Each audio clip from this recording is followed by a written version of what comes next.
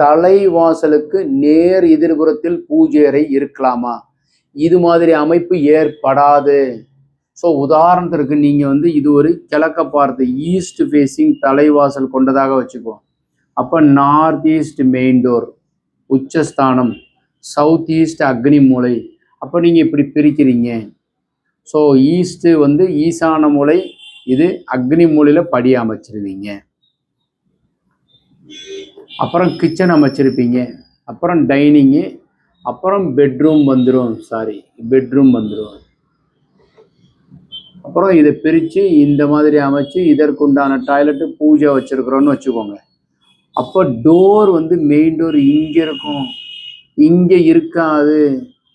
அப்போ தலைவாசலுக்கு நேராக பூஜை அறை வராது. அப்படி பூஜை அறைனா வாயு மூலை பிழையாக போயிடும்.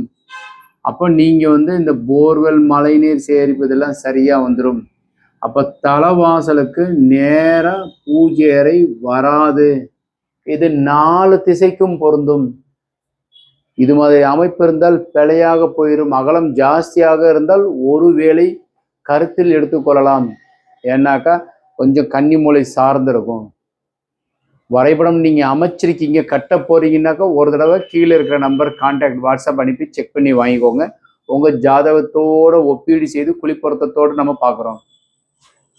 இந்த தகவல் உங்களுக்கு பிடித்திருந்தால் லைக், ஷேர் பண்ணுங்கள், கமெண்ட் பண்ணுங்கள், சப்ஸ்கிரைப் செய்யுங்க. வணக்கம்.